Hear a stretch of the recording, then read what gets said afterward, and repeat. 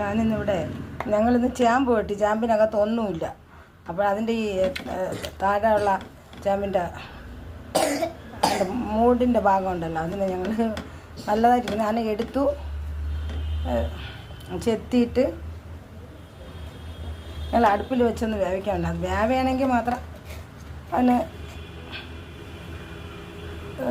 അതിന് നമുക്ക് കൂട്ടാൻ വയ്ക്കേ വിഴുക്ക് വറ്റുന്നതിന് ചെയ്യാമെന്ന് വിചാരിച്ച് അതിന് വേണ്ടി ഞാൻ കുക്കർ അടുപ്പിൽ വെച്ചേക്കാണ്. ചില ഉപ്പും ഇട്ട് ചില മഞ്ഞൾപ്പൊടി ഇട്ടാണ് വയ്ക്കുന്നത്. ഇനി ഇതിനെ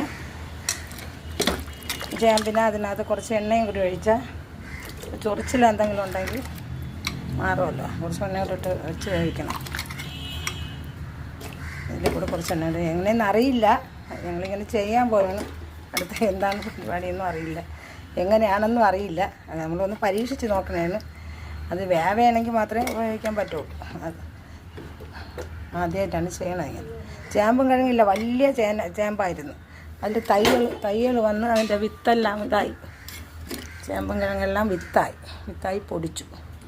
അങ്ങനെ അതിനെ വെട്ടിക്കളഞ്ഞു. അതാ കുറച്ച് എണ്ണ അതിലേക്ക് ഒഴിക്കുകയാണേ. എന്ന് വെച്ചാൽ അതിൻ്റെ ഊരെല്ലാം വല്ലതും ഉണ്ടെങ്കിൽ ഈ ചേമ്പിന് ഊര അതൊക്കെ മാറും. അതിന് വേണ്ടിയാണ് ഇട്ടിരിക്കുന്നത്. അപ്പോൾ ഇതിന് വേവട്ടെ കേട്ടോ, വെന്തിട്ട് കാണിക്കാം.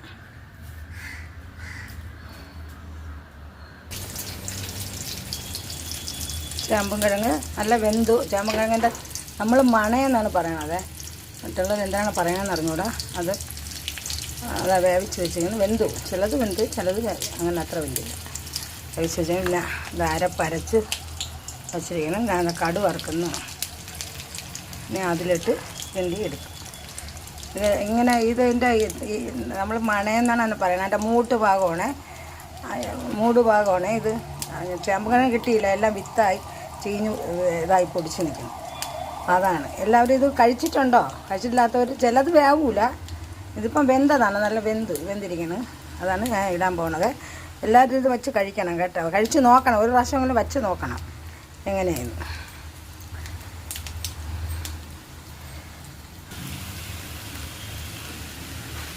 തോരൻ റെഡിയായ